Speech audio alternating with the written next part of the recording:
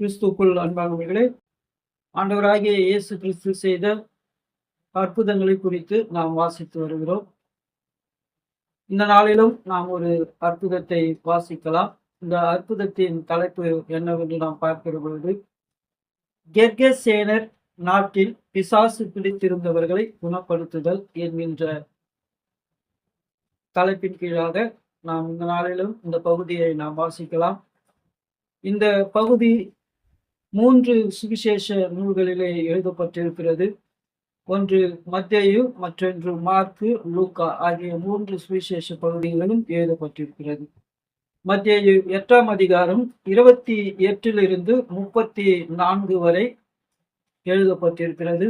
மார்க்குவிலே பார்க்கிற பொழுது 5ஆம் அதிகாரம் 1 20 வரை எழுதப்பட்டிருக்கிறது. லூக்காவிலே பார்க்கிற பொழுது 8ஆம் அதிகாரம் 26 39 வரை எழுதப்பட்டிருக்கிறது. நாம் இப்பொழுது அந்த பகுதிகளை வாசிக்கலாம்.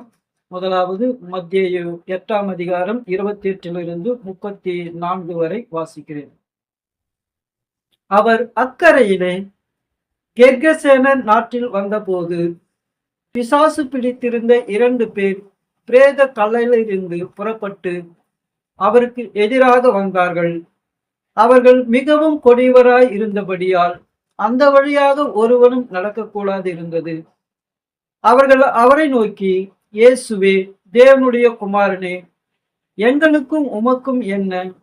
காலம் வருமுன்னே எங்களை வேதனைப்படுத்த இங்கே வந்தீரோ என்று கூப்பிட்டார்கள். அவர்களுக்கு கொஞ்ச தூரத்தில் அநேக பன்றிகள் கூட்டமாக மேய்ந்து கொண்டிருந்தன. அப்போது பிசாசுகள், நீர் எங்களை துரத்துவீரானால் நாங்கள் அந்த பன்றி கூட்டத்தில் போகும்படி உத்தரவு கொடும் என்று அவரை வேண்டிக் கொண்டன. அதற்கு அவர், போங்கள் என்றார். அவைகள் புறப்பட்டு பன்றி கூட்டத்தில் போயின. அப்பொழுது பன்றி கூட்டம் எல்லாம் உயர்ந்த மேட்டிலிருந்து கடலிலே பாய்ந்து ஜலத்தில் மாண்டு போயின.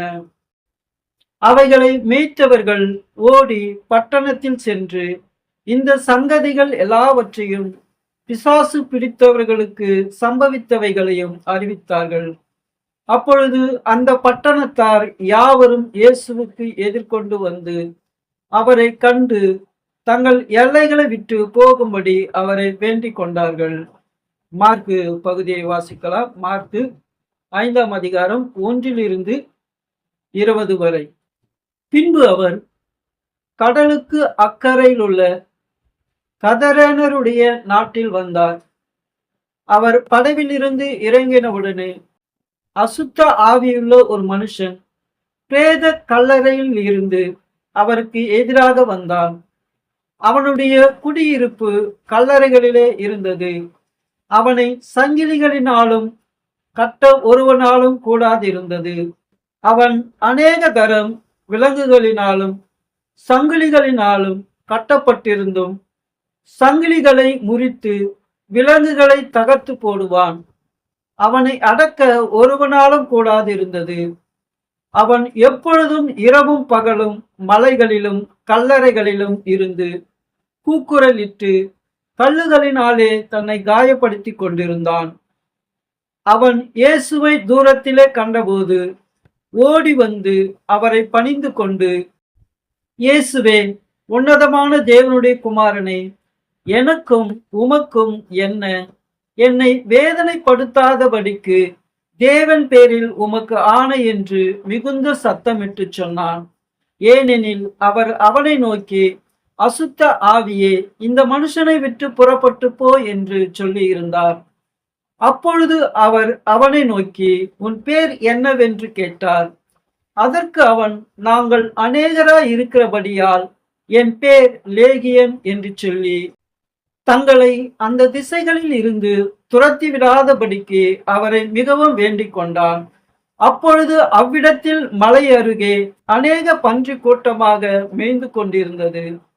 அந்த பிசாசுகள் எல்லாம் அவரை நோக்கி, பன்றிகளுக்குள்ளே போகும்படி அவைகளுக்குள்ளே எங்களை அனுப்பும் என்று அவரை வேண்டிக் கொண்டன. இயேசு அவைகளுக்கு உத்தரவு கொடுத்தவுடனே அசுத்த ஆவிகள் புறப்பட்டு பன்றிகளுக்குள் போயின. உடனே ஏறக்குறைய 2000 பன்றிகள் உள்ள அந்த கூட்டம் உயர்ந்த மேற்றில் இருந்து ஓடி கடலிலே பாய்ந்து கடலில் அமிழ்ந்து மாண்டது. பன்றிகளை மேய்த்தவர்கள் ஓடி இதை பட்டணத்திலும் சுற்றுப்புறங்களிலும் அறிவித்தார்கள். அப்பொழுது சம்பவித்ததை பார்க்கும்படி ஜனங்கள் புறப்பட்டு இயேசுவினிடத்தில் வந்து, லேகியோன் ஆகிய பிசாசுகள் பிடித்திருந்தவன் வஸ்திரம் தரித்து உட்கார்ந்து புத்தி தெளிந்திருக்கிறதைக் கண்டு பயந்தார்கள். பிசாசுகள் பிடித்திருந்தவனுக்கும் பன்றிகளுக்கும் சம்பவித்ததை கண்டவர்களும் அவர்களுக்கு விவரமாய் சொன்னார்கள். அப்பொழுது தங்கள் எல்லைகளை விட்டு போகும்படி அவரை வேண்டிக் கொள்ள தொடங்கினார்கள். அப்படியே அவர் படவில் ஏறுகிற பொழுது பிசாசு பிடித்திருந்தவன் அவரோடு கூட இருக்கும்படிக்கு உத்தரவு கொடுக்க அவரை வேண்டிக் கொண்டான். இயேசு அவனுக்கு உத்தரவு கொடாமல், நீ உன் இனத்தாரிடத்திலும் உன் வீட்டாருக்கும் போய் கர்த்தர் உனக்கு இறங்கி உனக்கு செய்தவைகளை எல்லாம் அவர்களுக்கு அறிவி என்று சொன்னார்.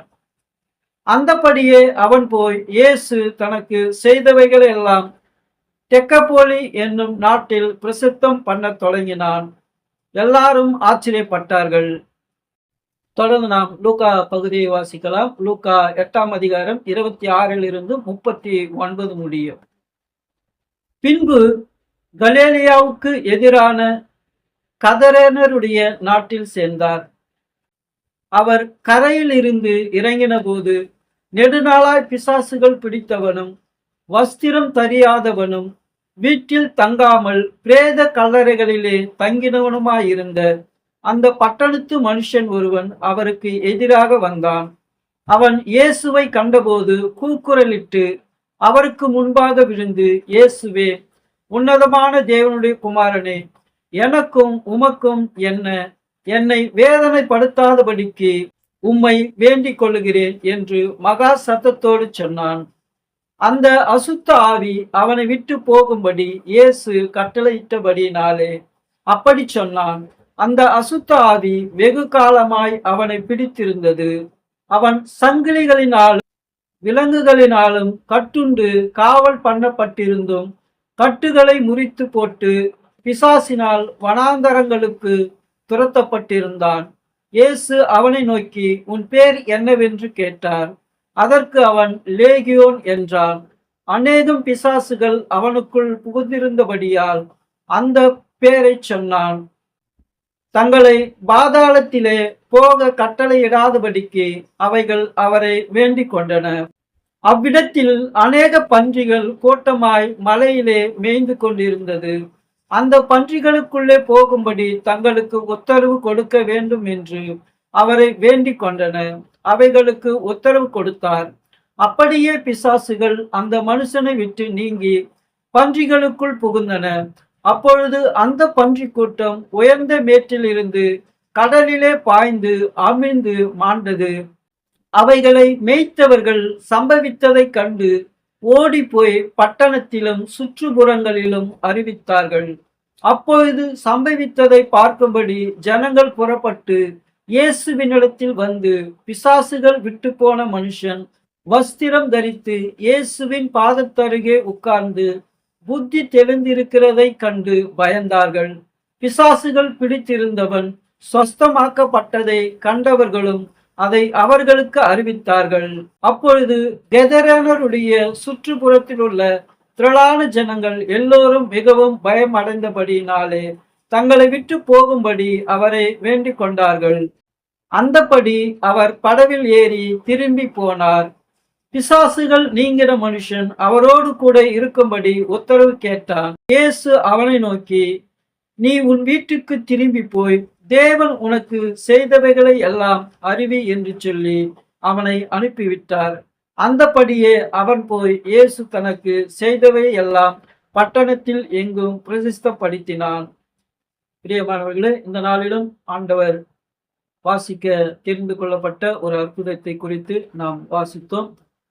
பிரியமானவர்களே, இந்த 3 சுவிசேஷ பகுதிகளிலும் இந்த பகுதி எழுதப்பட்டிருந்தாலும் இந்த 3 சுவிசேஷ பகுதிகளுக்குள்ளும் ஒரு சிறு சிறு வித்தியாசங்கள் இருப்பதை நாம் காணலாம். மத்தேயு அவர்கள் எழுதுகிற பொழுது கெர்கெசேனர் நாடு என்று அவர் எழுதியிருக்கிறார். அடுத்ததாக பார்க்கிற பொழுது 2 மனிதர்கள் பிசாசு பிடித்தவர்கள் என்று எழுதியிருக்கிறார். ஆனால் மார்க்குவும் லூக்காவும் பார்க்கிற பொழுது கதரேனருடைய நாடு என்று அவர்கள் எழுதியிருக்கிறார்கள். அது கெர்கெசேனர் கெதரேனர் என்பது 2ம் ஒரே இடத்தை தான் குறிக்கிறது. ஆனாலும் அவர்கள் அந்த பெயர்களை மாற்றி எழுதியிருக்கிறதை நாம் காணலாம். அடுத்ததாக பார்க்கிற பொழுது மத்தேயுவும் லூக்காவும் ஒரு மனிதன் என்று குறிப்பிடுகிறார்கள். அதாவது பிசாசு பிடித்திருந்தவர்கள் மத்தேயு 2 மனிதர் என்று சொல்லியிருந்தார். ஆனால் இங்கே ஒரு மனிதன் என்று மார்க்குவும் லூக்காவும் குறிப்பிடுகிறார்கள். அடுத்ததாக பார்க்கிற போது அந்த பிசாசு பிடித்திருந்த மனிதனுக்குள் எத்தனை பிசாசுகள் இருந்தது என்று பார்க்கிற பொழுது அநேக பிசாசுகள் இருந்தபடியினாலே அவன் தனது பெயரை லேகியோன் என்று சொல்வதாக இருவரும் அங்கே எழுதியிருக்கிறார்கள். அதுக்கு அடுத்ததாக பார்க்கிற பொழுது மார்க்குவும் லூக்காவும் இயேசு கிறிஸ்துவோடு கூட பிசாசு பிடித்திருந்த மனிதன் வருவதாக கேட்கிறதாக எழுதியிருக்கிறது. ஆனால் மத்தேயு பகுதியில் பார்க்கிற பொழுது ஜனங்கள் இயேசு கிறிஸ்துவை பட்டணத்தை விட்டு போக சொன்னதும் அவர் போகிறதாக முடித்து விடுகிறார். ஆனால் மார்க்குவும் லூக்காவும் அதை தொடர்ந்து அந்த மனிதன் இயேசுவோடு கூட வருவதாக கேட்கிறதை அங்கே எழுதியிருக்கிறார்கள். இயேசு கிறிஸ்துவும் அந்த மனிதனுக்கு நீ போய் சுற்றுப்புறத்தில் இருக்கிற உன் இனத்தாருக்கும் உன் வீட்டாருக்கும் இதை அறிவி என்று சொல்லிவிடுகிறதாக எழுதியிருக்கிறார்கள். இதனோடு கூட மார்க்கு அவர்களை பார்க்கிற பொழுது அவர் எந்த பட்டணத்திலே அவர் போய் பிரசங்கம் செய்தார், இயேசு கிறிஸ்து தனக்கு செய்த அற்புதத்தை சொன்னார் என்று அவர் எழுதியிருக்கிறதாக நாம் பார்க்கிற பொழுது மார்க்கு 20ஆம் வசனத்தை பார்க்கிற பொழுது தெக்கப்போலியா என்னும் நாடு என்று அங்கே அவரை எழுதியிருக்கிறார். பிரியமானவர்களே, இந்த நாளிலும் ஆண்டவர் செய்த ஒரு அற்புதத்தை குறித்து நாம் வாசித்தோம். அதிலே இருக்கிற சிறு சிறு வித்தியாசங்களையும் நாம் அறிந்து கொண்டோம். ஒரு நற்செய்தியாளர் சொல்லாததை மற்றொரு நற்செய்தியாளர் சொல்லி இருக்கிறதையும் நாம் வாசித்து புரிந்து கொண்டோம். தொடர்ந்து நாம் இன்னொரு பகுதியில ஆண்டவர் செய்த அற்புதத்தை வாசிக்கலாம். கர்த்தர் தாமே உங்களோடு இருந்து உங்கள் ஒவ்வொருவரையும் ஆசீர்வதிப்பாராக. ஆமென்.